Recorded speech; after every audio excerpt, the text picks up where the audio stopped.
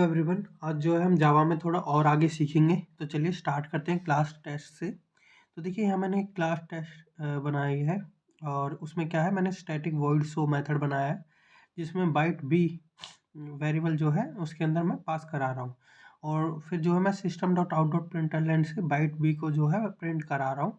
Bite equal to plus b, plus मैंने इसलिए लगाया है जो कि ये इस जो है इन कॉमाओं के अंदर जो बाइट इजकल टू लिखा हुआ है इसे ये ऐसा का ऐसा ही प्रिंट करे और इस बी वाली वैल्यू को प्रिंट करे। ठीक है, जो बी में वैल्यू आएगी।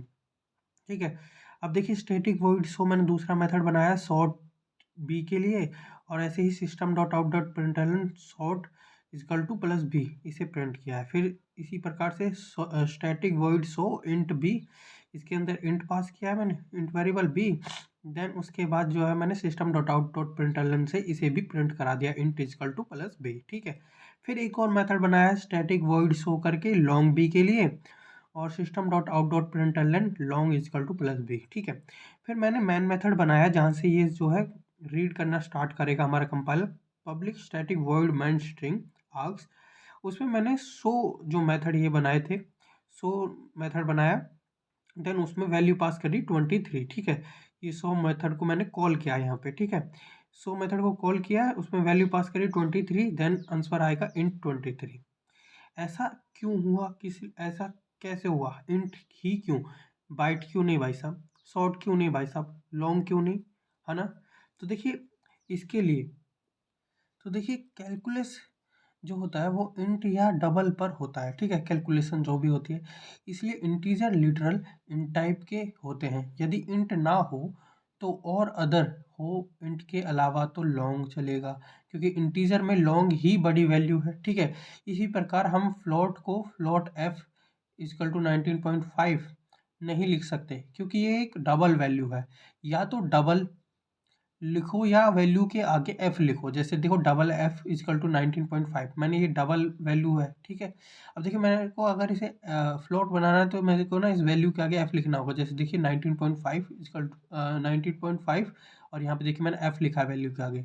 यही फ्लोट, इस तरीके से हम फ्लोट वैल्यू बना सकते हैं, हम इसे एक्सटर्नल बना रहे हैं। ठीक है, अब देखिए type promotion, type promotion implicit कहते हैं जिसे हम।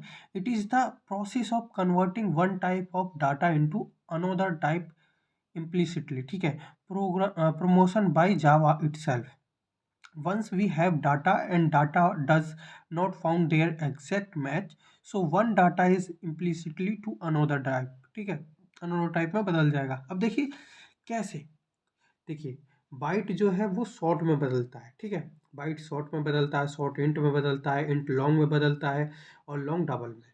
उसी प्रकार से देखिए कैरेक्टर इंट में बदलता है, इंट फ्लोट में बदलता है, फ्लोट डबल में बदलता है। ठीक है, अब देखिए, अब देखिए यहाँ पे इंट फ्लोट में बदलता है, फ्लोट डबल में बदलता है, ये क्रॉस भी होता है, इंट डबल में भी बदलता है, लॉन्ग फ्लोट में भी बदलता है। ठीक है, इस तरीके से भी होता है। ठीक है, अब चलिए हम थोड़ा और आगे सीखते हैं। देखिए फ्लोटिंग लिटरल डबल टाइप का होता है। जब आप फ्लोट मेथड बनाएंगे और वैल्यू देंगे तो डबल चलेगा, ना कि फ्लोट। यदि फ्लोट चलाना है तो एफ लिखना होगा वैल्यू के साथ। ठीक है, अब देखिए क्लास टेस्ट नाम की एक और क्लास बनाई है मैंने।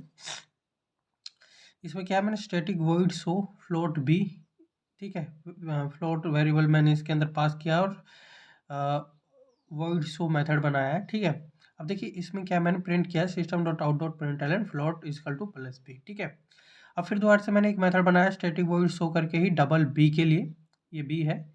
ठीक है, अब देखो system dot out dot println करके double is equal to plus B, मैंने डबल वैल्यू को यहाँ पे जो है प्रिंट कराने की कोशिश किया। ठीक है, अब देखिए मैंने मेन मेथड बनाया public static void main string arcs, फिर जो है सो मेथड को कॉल किया 23.6।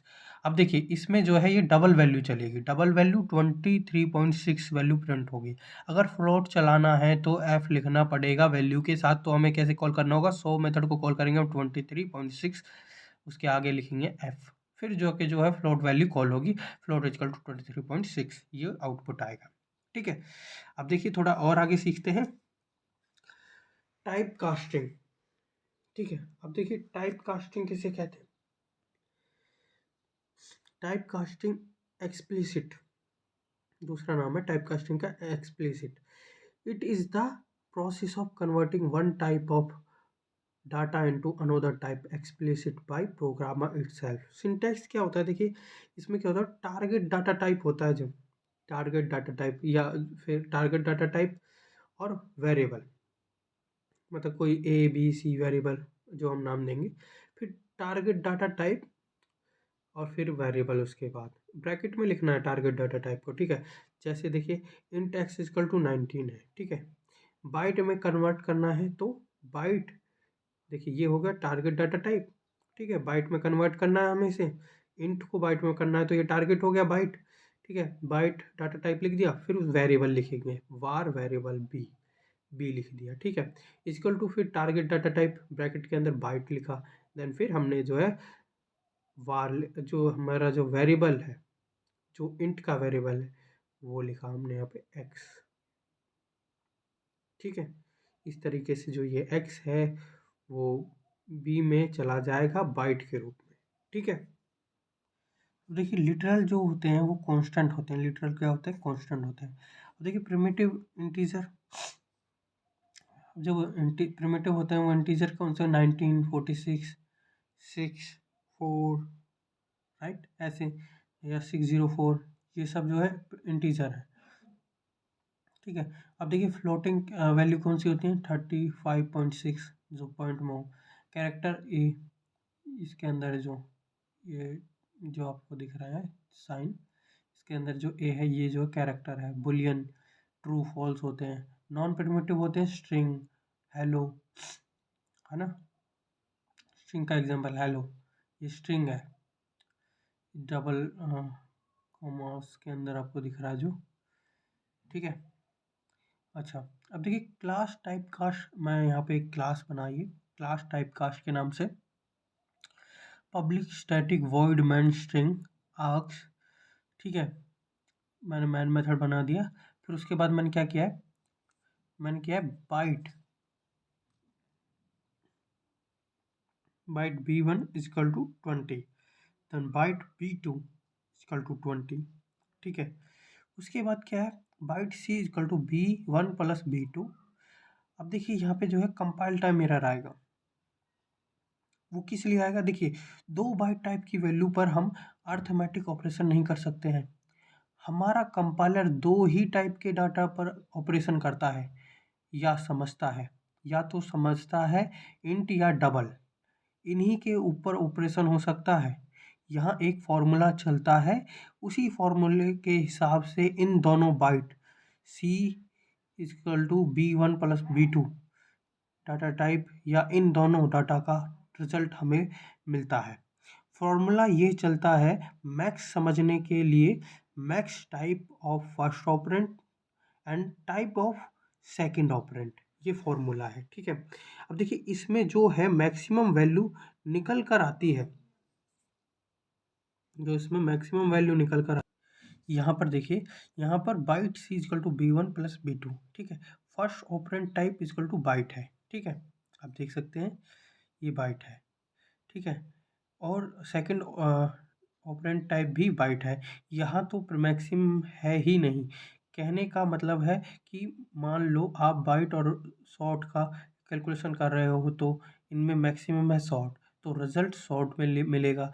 मान लो आप बाइट शॉर्ट इंट में ऑपरेशन कर रहे हो तो इनमें बड़ा है इंट, तो रिजल्ट इंट में मिलेगा। मान लो आप ऑपरेशन कर रहे हो बाइट शॉर्ट इंट और लॉन्ग में, तो इनमें बड़ा लॉन्ग है तो रिजल्ट लॉन्ग में मिलेगा। मान लो आप फ्लोट और डबल में ऑपरेशन कर रहे हो तो रिजल्ट किस में मिलेगा, डबल में। तो जो बड़ा होता है ना उसमें रिजल्ट मिलता है, ठीक है। लेकिन byte C is equal to b1 plus b2, इस पर्टिकुलर में दोनों बाइट हैं तो मैक्सिमम ना लगाकर इंट लगा दिया जाता है, यानी कि जो रिजल्ट मिलता है वो इंट में मिलता है, क्योंकि जो कंपाइलर है वो इंटरनली समझता है, वो इंट डाटा टाइप ही समझता है और वो इंट में ही ऑपरेशन करता है। तो इन दोनों का ऑपरेशन करने के बाद जो रिजल्ट होता है, रिजल्ट देता है या होता है, वो इंट में ही देता है, और हमें इसे होल्ड किस में कर रहे हैं, बाइट में, तो ये नहीं कर सकते, इसलिए कंपाइल टाइम एरर आता है। लेकिन हम बाइट की जगह इंट लिख दें तो जैसे कि int C is equal to b1 plus b2, तो जो system dot out dot println C करेंगे तो हमारा आउटपुट आएगा 40। एक्चुअली कंपाइलर ने byte b1 and byte b2 को इंटीजर में कन्वर्ट करके रिजल्ट में इंट में दिया है, क्योंकि बाइट टाइप को कंपाइलर जोड़ नहीं सकता, इसीलिए इंट वैल्यू को बाइट होल्ड नहीं कर पा रहा था। ठीक है, लेकिन जो बाइट b1 एंड b2 का रिजल्ट है 40, वो बाइट की रेंज में आ सकता है। तो हम इंटीजर यानी कि 4 बाइट का मेमोरी वेस्ट क्यों करेंगे? तो यहाँ मेमोरी वेस्टेज हो रही है। अगर हम अपने कंपाइलर से कह दें कि भले ही यह डाटा इंट है, लेकिन इन दोनों को जो रिजल्ट है वो मुझे बाइट में दे देना, तो हम टाइप कास्टिंग कर देंगे like byte C is equal to byte then b1 plus b2। ठीक है, अब देखिए b1 प्लस b2 क्या है, वो है वेरिएबल। तो b1 प्लस b2 यहाँ पे ऐड होगा, देन वो फिर जो है बाइट में कन्वर्ट होगा, देन फिर वो स्टोर हो जाएगा सी में बाइट के रूप में। ठीक है, अब वो प्रिंट हो जाएगा system dot out dot println से सी वैल्यू, तो आउटपुट आएगा 40। तो byte b is equal to 10 question है ये, और b1 प्लस प्लस आउटपुट आएगा 11, लेकिन b is equal to b1 plus 1 output compile time error दे रहा है। क्यों? देखिए कैसे, b जो है वो बाइट है और 1 जो है वो इंटीजर है। अब देखिए कंपाइल टाइम एरर, क्योंकि byte b byte data type है और 1 इंटीजर डाटा टाइप है, तो एक फॉर्मूला काम करता है यहाँ पर मैक्सिमम वाला। देखिए मैक्सिमम फॉर्मूला वाला क्या कहता है, first operand data type, second operand data type. तो दोनों मैक्स कौन है? तो दोनों में मैक्सिमम कौन है? इंट, क्योंकि फर्स्ट बाइट है और सेकंड इंट है, तो मैक्सिमम इंट है, तो रिजल्ट इंट में आएगा और हम होल्ड कर रहे हैं बाइट में, इसलिए कंपाइल टाइम एरर आया है।